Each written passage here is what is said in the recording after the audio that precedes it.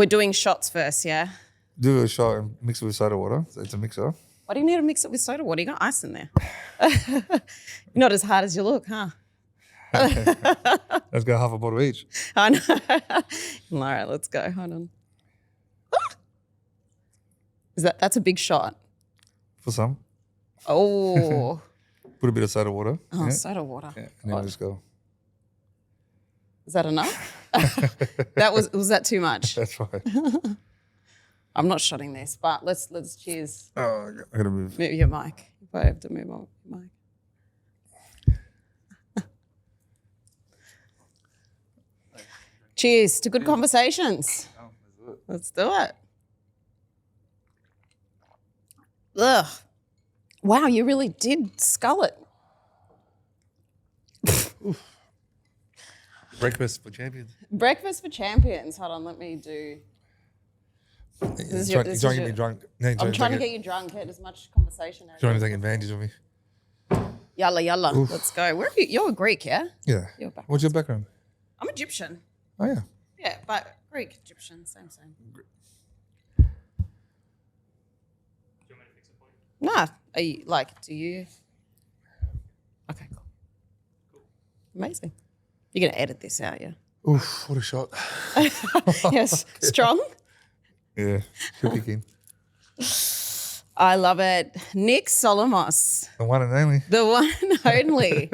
I am so grateful to have you on this podcast. Like, you out of all people, like, you're so entrepreneurial and you've got so much to you. There's so much power to you. So I'm really grateful that you're on here. Thanks for having me. Yeah, no worries. All right, so just in case people don't know you, which I think is going to not be a thing, I think nearly everybody probably in Melbourne knows you. Are you just in Melbourne? And Adelaide. Oh, in I've got Adelaide. 26 gyms. Oh, geez. Okay, cool. Well, I should have done my research then, huh? Half in Adelaide, half in Melbourne. Okay. All right. So, well, everyone in Melbourne Adelaide would probably know you, but a little bit about you. So you grew up in the western suburbs. You were the owner of Derrimut gyms. You started in 2010. Is that right? And just to give you just to give people a little bit of a background. So you've got 26 gyms at the moment. Some of them have Pilates studios, nutrition bars. You've got apparel. You've got supplements. You've recently done a recovery space. Yes. Yeah. I've got nothing else to say. You just talked all about me. No, I'm going to hand it over to you in a second. But beyond the success, you've just got this mantra to you, which is believe in yourself. And that is the slogan on all your gyms. Like, I train at Derrimut Oakley and I see it everywhere. I love it. I love it. So before we get too deep, I'm curious to know, what was the vision when you first started Derrimut? Well, I was in bodybuilding. I loved the gym, industry. I had a gym in my garage, doing PT out of it. And I walked down to Station Road, Derrimut, when it was all paddock.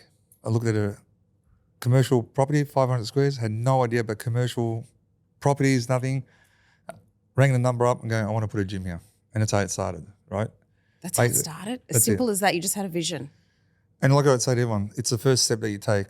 The hardest decision is to make a decision at all, right? And did I know I was going to make it? Whatever. I had a vision, had an idea, and I took the first step. The difference between me and everyone else is I just move quicker. I just get it done, right? And I've learned that through experience and wisdom. We sit here across each other. Who's smarter and better? It's who moves quicker. That's all it is. You reckon? Just as simple as that. Who moves quicker? It is. Well, just get it done. Just do it. You'll sit there and procrastinate for 5 years. Oh, I'm going to do this, perfect plan, whatever. In that 5 years, I already acted. I've made the mistakes, the pros and cons. And in 5 years, I've got experience. You're still talking about it, thinking about it.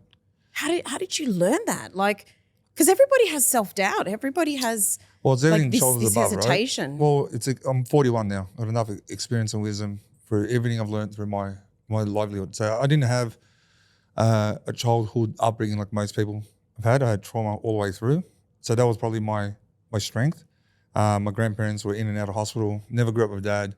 So up until 8, 9 years old, all I knew was ambulances, heart attacks, Royal Melbourne. Ooh. So my playground was the Royal Melbourne Hospital. Damn. Right? So what? So tell me a little bit more about that. What do you? So dad wasn't around. I never met him. Single mum environment. Yep. And my grandparents were sort of my parents. My mum had me at 18.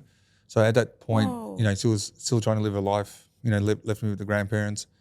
So, but, they're both sick, in and out of hospital, cancer, strokes, everything. So I didn't know anything else but that, So from 8, 9 years old, that's all I knew. By the time I got to 12, 13, I went to 7 different primary schools. I lived in 30 different postcodes. Oh, Right? 30? 30, yep. 30 different? Yep. Just in Melbourne? Just in Melbourne, yep. So it was all survival, pretty much, right? And by the time I think sports taught me the discipline. So football, I played at Amber Heights Football Club. Like footy or Footy, yeah. soccer? Yeah, footy. And my coaches were like my father, the discipline. So we had to rock up to training at 4:30. I was there at 3:30, having 50 shots. I always wanted to make AFL. So I practiced and trained, and I got drafted at Hawthorn Football Club, VFL, in a day. So I made it all the way. Everything I did in any creed, if it's poker, billiards, chess, whatever it was, I went all the way and won competitions in every sport and every discipline. So I combined all of that to do what I did now. Harvey Norman was my last sort of sales, You're a Harvey Norman boy. Yes. I And like my Harvey CEO, Ashley Owen, he was my old boss. And Wow. he was my second in charge of Derrimut. Wonder if he now trains at Derrimut. Oh, he does. We work together. Oh, no way. He's now my second in charge. My old boss is my CEO, Ashley Owen.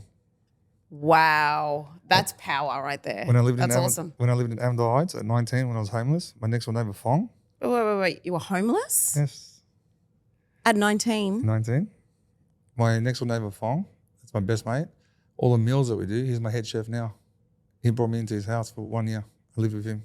Oh, Nick, this actually makes me really emotional. You've come from that?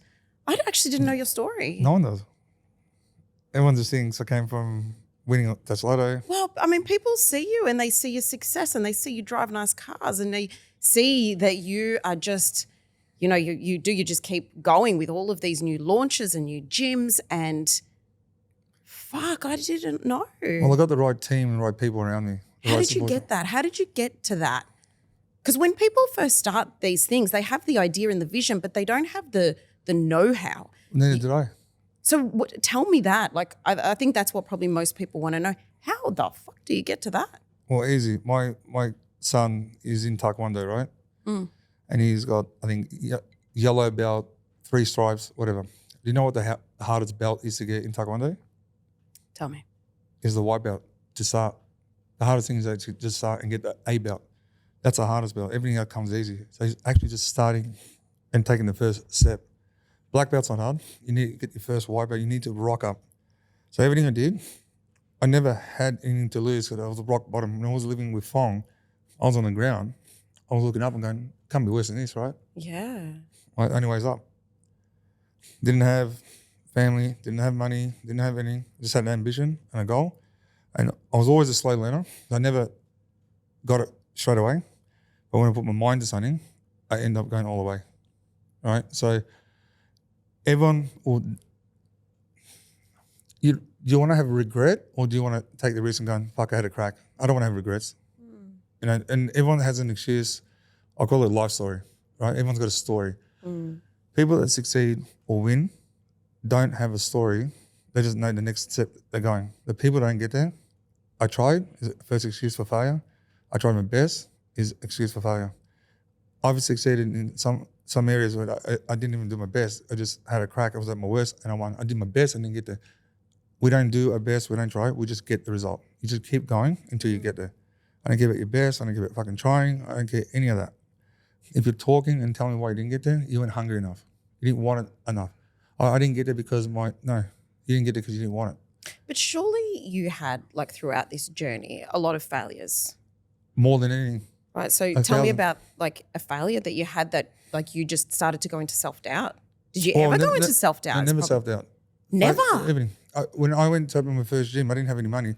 I tried to go to banks, trying to get loans, whatever.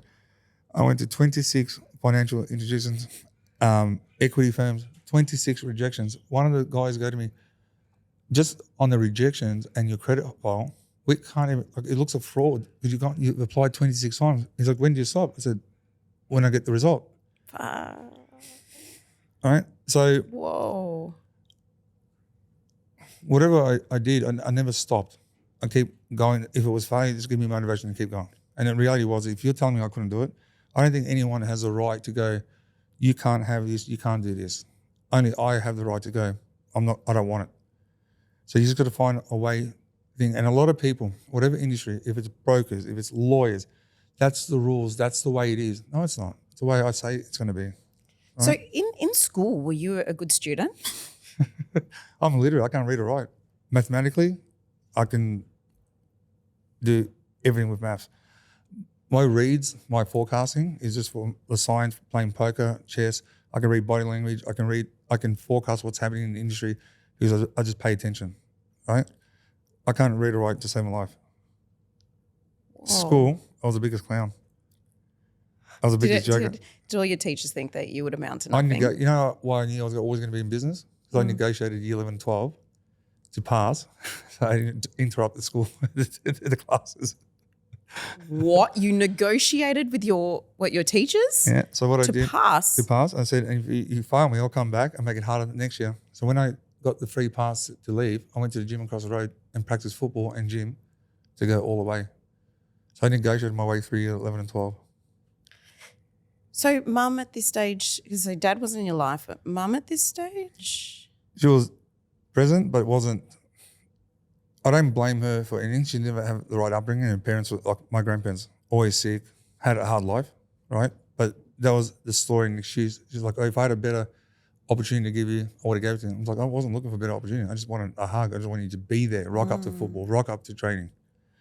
And how I got into the gym, she used to have an ex-boyfriend that used to, manhandle her.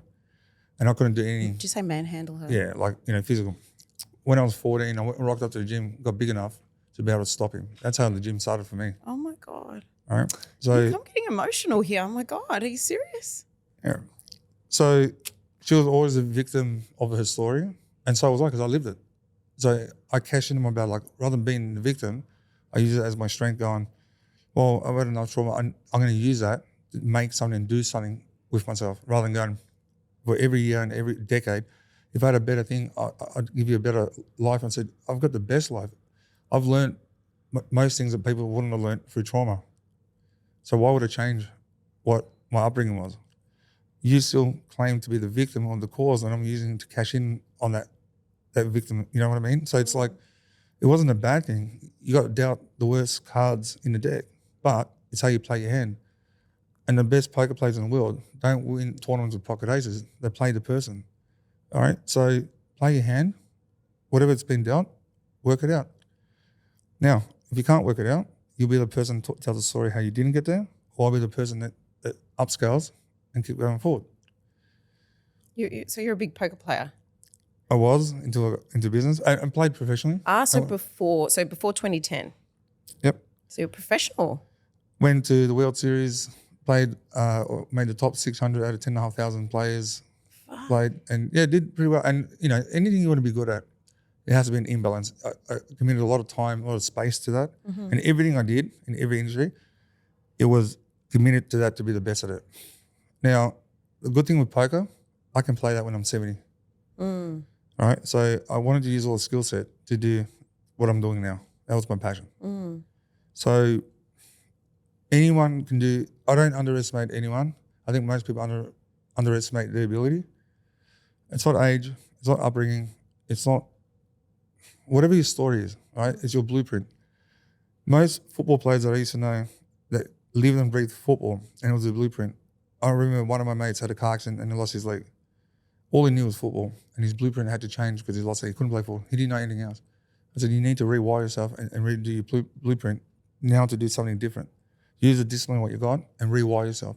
People don't realize that, right? So it doesn't matter how you were brought up. Create your own blueprint, rewire yourself, and take the opportunity. And like I said to him, what are you complaining? You still got one leg. Right? What a mindset to have. Like, how did you get this mindset? Because this is, like, do you listen to a lot of, I don't know, podcasts or thought leaders or like? Well, originally when I was younger, it was Tony Robbins. Yeah. I got introduced from a mate when I was young. And back then it was tapes, TDK tape or VHS tapes, right? And then when this guy Stan introduced me to Tony Robbins, like, why you give me this. He's like, you're just this person. I just know you're going to be something or someone, but these are the steps and disciplines. So he was probably the only one that I looked up to, and everything he did and said, he just studied the most successful people and put it into, in context. And I just followed that. It wasn't nothing. It was actually simple. It's actually not that hard. People complicate it, right? When people go, oh, I was gonna do this. Why didn't you? Why were you gonna? What stopped you? Stop. Why aren't you doing it? Oh, but you don't understand it. I'm like, no, I don't. Why aren't you doing it? And when people go, oh, Nick, watch this. I'm gonna do this. Or Nick, give me a chance. Or Nick, why? Hey, I got no authority. Why tell me? Just do it.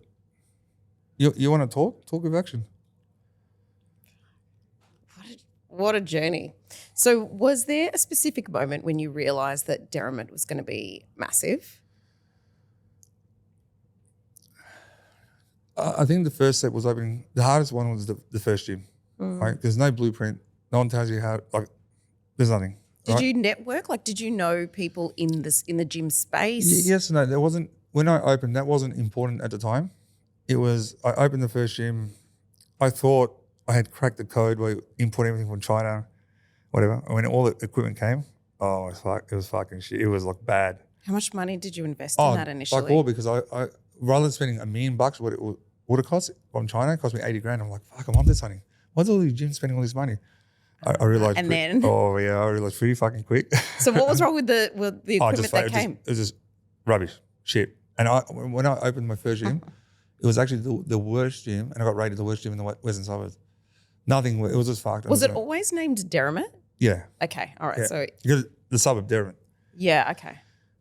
The fortunate thing I had, as bad as the equipment, and most people that were bodybuilders and knew the equipment was shit, because it was an up and coming area and new families. The equipment looked clean and new, and mums and dads were coming in to train. They didn't know any different.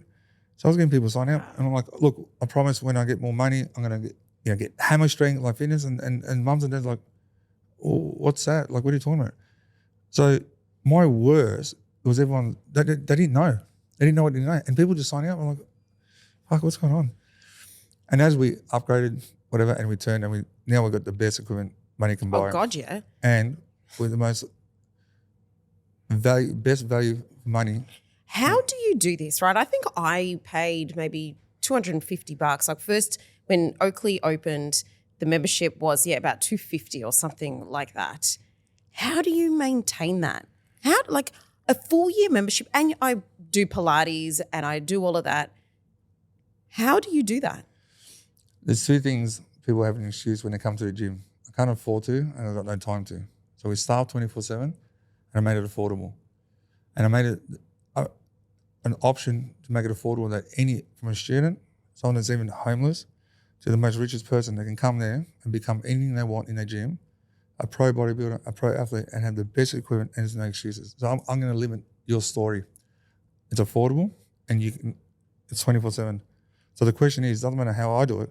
The question is, why aren't you there training and achieving your goals? So are you driven by like the making money aspect, or are you driven by helping people, be better? Money is a byproduct, right?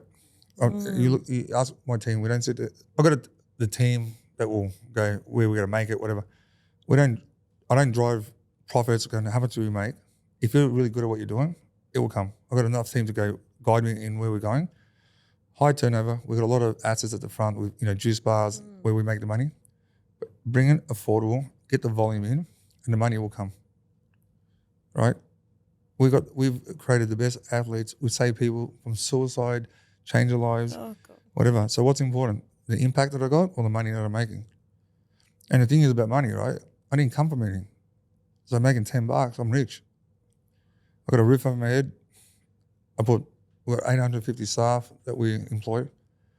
We've got over 210,000 active members. 210,000 active members. Active. So what about the non-active? Oh, I don't. Well, when you say active members, do you mean ones members that actually will go and scan in? That's live members now. They all signed up. A lot of that's active. Like you're active right now. That's a big number for the volume we have, right? So how many, I remember, my experience is Oakley, right? Because I remember when Oakley was opening up, it was like news for months. Everyone was so excited. People would drive, even myself, drive past just to like have a peek through the window and see what was going on. Like it was enormous. You've created this vibe and you've got this cult following. Do you see that? Like I said earlier off camera, I don't pay attention to that. And a lot of people, like, you know, a lot of guys and girls want to go on Instagram to get that gratification and be noticed, right? I haven't focused on being the owner of Derrimut. That doesn't drive me. I don't care about that, right? I'm active on social media more about my son and when we open a gym. But what gives me fulfillment is watching 210,000 people and 850 staff in the gym. That's what drives me. I'm not important. It's not about my status. It's the brand. So I'm the sole director. I founded and started the company. I'm the father of that. When people go to me, how do you know it's going to work? I'm like, I started it. I'm not going to give up on it. I didn't invest in it. I'm got partners. It's everything I do. I'm totally invested in it. I didn't care about Nik Solomos' status, the fame. There's no fame. In my fame is I got 210,000 members, 850 staff. What do you have? 150,000 on your social media. What impact are you making? Good for you. And if that's what drives you, go nuts. So your advice to somebody who was going to start a business, right? Not necessarily in the gym industry, or fitness industry. What advice would you give someone like that just doesn't know where to go, doesn't know what to do? Like, what would you say to them? Am I even qualified to give advice? Of course you are. Well, the first advice is, why haven't you started yet? Why are you telling me about your idea? You should be coming to me and going, I've started this. It's not working out. How do I get better? That's probably more of an impact than going, hey, Nick, I want to start this. I'm like, no, you won't. Why are you talking about it? Start it. Come to me and go, I've started it. It's not working out. Why are you telling me you're going to start something? Just fucking do it, dude. Just do it. What do you got to lose? And you don't believe in excuses, right? What excuse? What story? Why are you telling me they're going to start something? Fucking do it. Why don't you come to me and go, I've opened this. I've done that. That's more of an impact. Now I've got something to say and have a view on it. But when someone comes up to me like, I want to get into the gym, but I need motivation. You're wasting my time. I'm going to start a business. You're wasting my time. Do you get a lot of people coming and asking? Yeah. I'm like, I turn away because you don't really believe it. If you're looking for yes, you should or you shouldn't. I don't have the right to say you can't do it. So if somebody then came up to you and said, hey, this is what I've done so far. I'm on the way. This is my goal. This is my vision. Are you more willing to have that conversation to kind of go, okay, this is your, barriers, or this is how you overcome this? Well, when they come to me, what are they asking? Have they started? What do they want? What are they seeking? What advice they want from me? Do it. Get in there. You'll know better than I do. Go, do it. What am I going to say? Right or wrong? Who cares? Just do it. You'll find a way. If you're hungry enough and you want to do it like you're breathing oxygen, what a view and opinion I'm going to say? What expectations I'm going to have? Do it. You know better. Get there. I love it. I love it that you don't really put emotion to it. You're just like logical. It's a logical response. This is the problem. Here's the solution. I love Everyone's an expert, right? Everyone's got a badge of honor. I've got a PhD in this. I got the fucking bullshit, right? Dinosaurs, right? Even doctors right now. What do they know about health? They write scripts. You got a symptom? Script. No cause. Don't even dig in. Don't even ask questions. I got a headache. Okay, cool. I need a doctor's script. Right. What are they doing? We got the best doctors in the world. We got the best fitness coaches in the world, and we got the best financial advisors in the world. We're about to hit recession. We're the most obese in the world, and we're the most sickest we've ever been in the world. And we've got the best expertise in all three fields. So let me tell you something about experts. They don't shit the fuck all. Right? So you don't think that, I guess the whole AI movement is going to... Oh, it's going to be big. Yeah, but do you think it's going to affect the fitness industry? Oh, it's going to change the world. Well, I mean, no more accountants, lawyers, fitness industry. You type it in. What about gyms? Like, do you think that it's going to affect Well, physically, you can't AI that. You have to physically move. That is true. All right. And the good thing with me, I'm in a service and a product-based industry, so I'm not replaceable. Hey, being very strategic with that. Going back, you said about like social media, like or you on social media, you're very active in a sense of like doing stuff with your little man. Now, I just discovered this, I think this morning, and I asked you, what's your son's name? Nico. And you said his name's Nik Solomos, same as you. It's your name, like Junior. Do you call him Junior? Nah, he's senior. Nah, Nick. Oh, Yeah. Could you be any more lovable? I love that. Yeah, he's Why did you name your son after you? well, technically, I named him after my grandfather, and it's Nick. Ah, Yeah. so your Grandfather was Nickel. your grandfather's Nick, Yeah. your Nick, your son's So- Nick. Do we feel like his I got son's a, also I got going a to be middle Nick? name for him, Drago, after my ex, her dad. Okay. They got his middle name. So Nik Drago Solomos. That's a cool name. It is a cool name. That's like a powerful name. It is. How old is he now? About to turn 6, 1st of May. So how do you balance like being dad and What entrepreneur? balance? What balance? What because that would be a big one. Like, and especially like, you know, you're not with his mum anymore. So that would have been a bit of a journey. But let's say now, like co-parenting and having that balance. Do you see him like 50% or All the time. Like, if I want to see him now, I get him. That's awesome. Like there's no, we're about him as a mum and dad. All right. Obviously, we had a difference about not being together, yeah. but I never grew up with dad. And when it came to that point, I broke up with her. I'm like, shit, my son's not going to have a dad again. I'm like, I'm going to be there. I can't be there and fake in the relationship because it probably hurt him more. Even if it's as a distance, I'll still be there no matter what and be the best version of what I can be for him. And we've got a good understanding, and we have that, understanding that he comes first all the time. So yeah. And so, but how do you balance it? Like, so how do you? So you're here now, like, and we're on school holidays. Yeah. So he's with his mum. So everything. So when I'm in the gym training, Yeah. my hour when I'm in the gym, that's all no emails, no phone, not talking, train. When you first met me, every time you tried to talk, I was back into my set. Yeah, I All right? remember. Just I remember. discipline with that. When I'm with my son, there's no work. When I'm at work, there's no sun, no drink. It's the imbalance in that focus and that purpose at that time. So I think people have a misconception about going, I can multitask. That's bullshit. You just handle the task in hand and then go to the next one. You can't multitask. All right. So when I'm with my son, I'm with my son. When I'm at work, I'm at work. That's also a male trait, though. Like men are. So, well, the thing is, I'm 41, 15 years in business. I sacrificed my time for money. Now I sacrifice my money for time. So I'm in a position to be able to do and whenever I want Love that. because I have the ability to do that because I've set myself up for that ability. So that's the difference where people don't think in the first 10 years, it was the grind to be able to go, I don't care about the holidays, going out. I want to get in a position where I can actually go, to that fuck off position and do whatever I want, whenever I want. It's Saturday night, every night. I can do whenever I want. It's a choice now. Yeah. So, but you got to build yourself up to that. And it takes time. And people want to get rich overnight and have the ability within three days. Doesn't work like that. Did you ever have time without seeing your son, like when you and your ex-partner broke up? Yeah, the first couple of years, was challenging. So how old was your son then? Well, 1, 2, Okay. So he wouldn't remember us. No, Wouldn't remember. but whatever pain barriers I had with her she was trying to protect her son and making sure I was the best version of myself with him. Did you feel like you weren't the best version of yourself at that point? I believe so. Yeah. She did it, and maybe she had merit, whatever. All I could focus on was every time I was trying to see him, you did the worst dad, you don't know what you're doing, whatever. So if I got 5 minutes with him on that day, that's what I focused on. And I kept persevering. It took me 3 years to break the barrier where we got a connection. I can see him anytime I want it.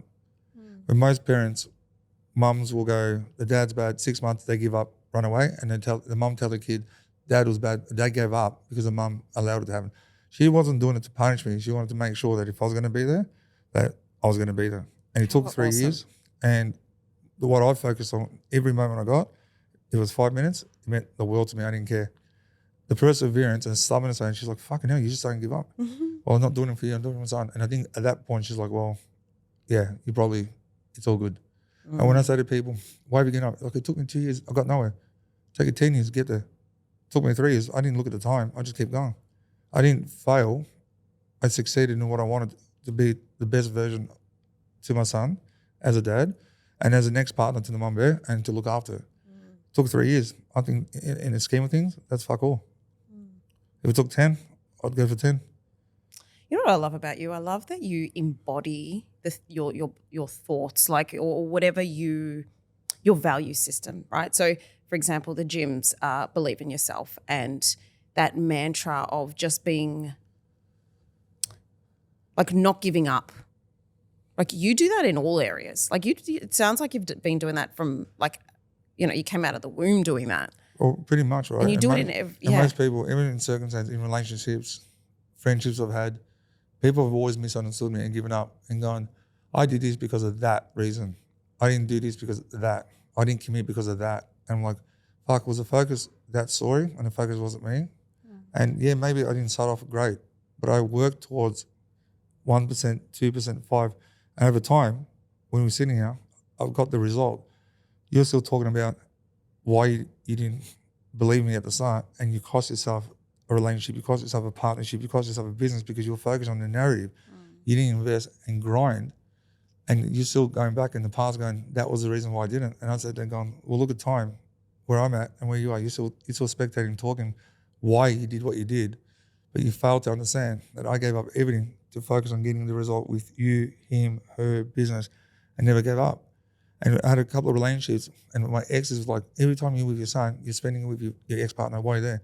So when I'm with my kid, I'm not with my ex-partner, I'm with Nicole. But also it's good for Nick to see that there's still love between, or it may not be love, but a connection between but there is. mum and dad. And what I say to the people, like all my exes that gave up on me going, that was a narrative. I said, well, I fought 3 years to get my son. You couldn't fight 3 years to keep me. Oh, that's a mic drop moment right there. It's huge because at the same time, and if someone can have my girl, you know what I say? Take her. She's not worth it. The difference is you haven't got me and you can't keep me. Okay, so because I'm really passionate about this, right? Growing up, my dad wasn't in the picture only because my mum was very influential to say how bad my dad was and all of that. And, you know, I went to foster homes and ran away from home and all that sort of jazz. And it was now I'm like a really big advocate of it because I go, I wish more women in the world could see the effects on their kids of not having a father figure. Like it really makes me emotional because I don't think they're seeing it from such an angry perspective. They want to, you know, get back at their ex. But in terms of the fathers out there that are trying to just make it, whether they're working a 9 to 5 or they're doing their own business and they don't get to see their son or daughter, they don't have this mentality. Like what advice would you give them on just getting by besides joining a gym? Well, they're working and providing from a financial point of view and paying child support, so they are making a difference. They're going to understand they're still making an impact, right? So that's the focus you've got to focus on. Then find a narrative how to see your kid. If your ex-partner's making it hard, just keep persevering, keep finding a way, right? Your kid will see, even if you don't get to see him for 12 years, your kid will see that you keep fighting and never gave up. I think that's what this is what I wanted from my parents. Just don't give up, just be there. You don't know how or what, just rock up. A lot of people, when their friends are going through, you know, life crisis, I don't know what to do. Just turn up, just be there, just listen. So people focus, they give up so easy because like, well, if can't see him, what's the point? Keep driving, keep pushing, keep going. You're making an income, keep driving. The efforts won't go unnoticed. Most people don't realize effort doesn't equal reward. Like, guess what? I would like to hear a story of a dad that never got to see the kid, but for 12 years kept trying and never gave up. I'm like, fucking man, look at it. I wish that was my dad. And that kid will grow up and go, fuck, at least he didn't give up. So don't worry about what the mum or anyone is saying. Who gives a fuck about your circumstance? Yeah. Keep turning up. Find a way. 12, 40 years. How long is it going to take? How much do you want to see your kid? In 13 years, you might get there. I got there in 3. If it's 12, 13, who gives a shit? Do you really want to see him? Do you really want like oxygen? What's the time? It's unlimited. And how do you maintain a good relationship with your ex? Well, you got to put the effort in, right? You got to have an understanding. You got to see it from their perspective as well, right? So it's not about how I have a relationship with my ex; it's the relationship I have with my son. So that's the perspective, right? So there's no right or wrong in raising a family. Like every family is different. Every circumstance is different. So don't look on what should I'm going to just work it. Just you know what? Sometimes I could just wing it. Just rock up. Yeah, that is true. You know? So how do you teach your son now about believing in himself? I At think 6 years I old. think it teaches me. I'm learning now how to be a kid. Oh, really? Because I guess you didn't really have a I childhood. didn't play with toys. I didn't have anything. And he's got all the Wow. so when he's playing, I'm playing. I'm like, fuck, this is cool. So he doesn't realize, but he's mentoring me and growing me up. I'm not growing him up. Yeah. And right now, as he's being a kid, I don't want to pressure him going, I'm going to leave a legacy towards him. But if he doesn't want to do that, that's fine. I'm going to let him follow his own dream, take his own course, and it is what it is. It's not about he has to do what I want. I want him to follow his dream. Up until 7 to 8, he's still growing his brain. Let him be a kid. Let him play around. Let him get tired. Let him sleep. There's nothing. 3 months ago, we're in the car. And he's like, hey, Daddy. He goes, do you work at Derrimut Gym? I go, oh, something like that. He goes, are you like the boss? I'm like, yeah. He's like, you're like the big boss? I'm like, yeah. He's like, you're the big boss. I'm like, yeah. I go, one day, Nicole, it's going to be all yours. He goes, Daddy, can you promise me one thing? If you're going to give it to me, can you help and show me along the way? Oh, Nick, you're killing me today. Like, I feel like I could just sit in a corner and cry. I love that. But That's what we need. We need more fathers and male role models like you. there's a lot of fathers that reach out to me, right, and going, how do you do it? What do you do? I'm not doing nothing special. I'm just turning up, right? It might look like I'm doing something special or because I got money or whatever. It's not. The kid, my son has no idea what value of $1 is. It's the hug, the kid. Money isn't relevant right now for him. Yeah. That doesn't help me be better dad. Just turn up, work it out, see what's going on. How do you teach him though the value of money? Like what? Well, Because if he's not really right now. I don't think you need to let him be fun. Let him play. Let him have kids. okay. He's got compassion. Like we were at the car show the other day, and we did a charity thing for a young kid, and I bumped into him, and I bought Nico a couple of Hot Wheel toys, and then he sees a kid, he takes one of his toys and gives it to him. So I didn't teach him about $1. I taught him about value giving back, and that's the most important thing. So that's everything. that. I love that you said that he teaches you. That's powerful. I've got this, I've got 2 kids as well, and it is like you because my childhood was a little bit everywhere as well, but it's beautiful. Like the fact that they now are becoming, like whatever they're becoming, and we guide. We're there to mentor, to obviously parent, but yeah, just guide them on a better path. And like the fact that you are in that space, you're not necessarily, just telling him, oh yeah, this is what I do and this is what I am. And he could see it for himself. Yeah, it's in time. Just let him be a kid. And while he be a kid, Yeah. so can I. Yeah, exactly. All right, so tell us, let's go back to Derrimut. So what's next for Derrimut? Like what is your next big thing? Oh, here we go. In the next 5 months, we've got 6 more gyms opening up. Whereabouts? In what? So are you allowed to say? We're about to launch our first Derrimut Platinum Oh, what is that? in the city with a swimming pool. Ooh. On Burke Street. We took over the Virgin Active. Amazing. So then can a person who has just a normal Derrimut membership go into the Platinum? Derrimut Platinum will be higher priced. Okay. Obviously, being in the city to cover the cost. Yep. But a Derrimut Platinum member can use any other Derrimuts. Okay. And the motivation getting that to turn into a Derrimut Platinum is I used to take my kid to swimming. And he's like, Daddy, he goes, why don't your gym have swimming pools? Oh, is that how it all came about? I'm like, well, that's a very good question. And that's how that came up. So it was his fault that I got that. Or a blessing. Like everyone would thank him now. But such a young kid, greatest point. I'm like, that's a very good point. Not yet. I do appreciate that you've got like something that's affordable for everybody, but then you're also doing something that's a bit more More selective. exclusive. People like, that platinum, that status, Yeah. 5,500 squares in the city, the biggest. Oof. We're going to tear it right up. Yeah. We've got some firsts happening in there. So I'm very excited. watch this space. Yeah, absolutely. Dandenong Shopping Centre, 6,500 squares in the shopping centre. In the shop. Yeah. God, Dandenong you need a Plaza. lot of security for that one. 4 gyms in Adelaide. Yeah. One's 9,500 squares, the biggest in the Southern Hemisphere. Double the size, almost 3 times the size of Oakley. Ooh. Are you going anywhere else besides Adelaide and Melbourne? Not yet. Not yet. Okay. I think I got it covered there for the next probably 12 months for what I got going on. Do you forward plan? Like, so do you have like, let's say a 10-year plan? I want to open How far do you go? Oh, you always have the big plan and vision, but you got to have your micro goals. Yeah. So right now, my only vision and expectation is the 6 gyms I got now. Then once we get that, we'll work on the next step going forward. But we own clothing brand, own protein supplements. We manufacture. We just bought a manufacturing plant and manufacture our own protein supplements now. Did you? So yeah. Love that. Where's that located? Like In Lebanon? Yeah, Lebanon. So Derrimut Nutrition and Derrimut and UPS is a secondary brand. Brilliant. So you'll see it on the shelves. Yeah. Yeah. Are you planning on adding anything else into that? Like, do you have new products, or is it always going to be in the fitness industry? Is another question. We've got skincare coming out. Oh, no way. For men or just in general? Unisex. Okay. Yeah.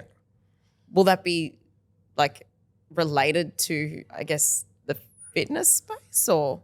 Part of the recovery center, like that, vitamin C, zinc, or I don't know, like all the women and the guys. Oh, yeah. Tapping into that market. That's a really big game. Like there's huge. I don't know. I just got enough people to analyze and tap into it. People are doing it. That's your people. Yeah. All right. But I love that. All right. So let's say, that's my last question here. All right. Let's say everybody in the world could watch this and see this, and you had one message that you could tell everybody. What would that be? Why aren't you there yet? Pardon? Why aren't you there yet? Why aren't you there yet? What does that mean? Well, what's your goals? What do you want to do? Me? Anyone watching. Yeah. Why aren't you there yet? Why are you talking about it? Get it done. Stop talking about do it. it. Get it fucking done. Just do it. Nike says it's the best. Just do it. Believe in yourself. Why aren't you there yet? When people go to me, why haven't you got this? You know what I say? Oh, I haven't done it. Not yet. Nico goes, why aren't you going to swimming pool, Daddy? Don't have one yet. It's coming. Why aren't you there yet? Do you believe like big goals take time, or do you think Of you course can it get does. there fast? Anything that's worthwhile will always take time. Nothing happens overnight. If people go on Instagram and like, I did this overnight. It's bullshit. Can I just, like, going back, I probably should have asked this before, but from when you had the vision of Derrimut to when the first gym was open and you had members and it was like doing well, what was that time frame? It didn't start off well. It was a grind. And from the income I was making at Harvey Norman, when I went in the gym in the first 6 months, I'm like, well, I think I probably fucked up. Right? Yeah. And I wasn't making an income. I wasn't making what it was. And I'm like, well, you know what? This is what I want to do. So keep going. What's the worst that can happen? Right? And just keep going, keep going. And this is where people, between success and failure, between me and you, we go there first year, you stop, I keep going, and all of a sudden I get successful. You got no story because you've stopped, you've given up. But what happens if you keep going? Who knows what could happen? But you've stopped, and that's when you're giving up. Giving up is only when you've stopped. There's no such as giving up. You just keep going. Keep going, and find a way. And if you're hungry enough and you want it enough, the definition of success is a lot for different people. One could be monetary, family. You'll find and get your success if you really want it. Like you want it like oxygen. And if you don't get there, you're not there yet, you don't want it enough. But I did this for 10 years. Nick, don't care. You're not there yet. You don't want it. And if you did, you'd already be there. Why aren't you there yet? Why are we even talking? Why are you not there yet? Why are you still pushing forward? Are you already giving up? But Nick, you don't understand. I don't give a shit. I don't care about your story. Oh, but I don't give a fuck. Do it. Lift weight. Oh, I can't lift it. The person that says they can are both equally right. Yeah, love that. Do it. Just lift it. I can only lift 400 kilos. Bullshit. 500. Your body doesn't know the weight, doesn't know the number. Suck it on. If you can lift 4, why can't you lift 5? You're already there. I haven't tried it yet. Do it. Drop it. and you're lifting like, oh my God. You can. It's a limited mindset. It is. Well, what's the limit? What's the cap? And who am I to tell you the cap? What is your potential? Well, you show it. Why am I so smart? What degree do I have? What have I got that's better than you and anyone else in this room? Nothing. The ambition is I just make it happen. I do it now. And I'll fuck it up, but also we'll get it right. I've got more stories of fucking it up than you do, even having a crack at anything. You've never had a go to anything. You don't even have failures or success because you haven't done shit. You've been a spectator.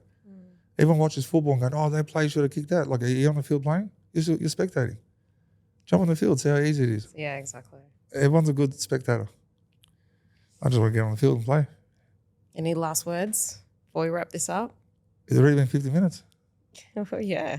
There you go. You could talk. I'm surprised you didn't, you like every time I've had a chat to you, it's like a good 20-minute conversation. That was meant to be 2.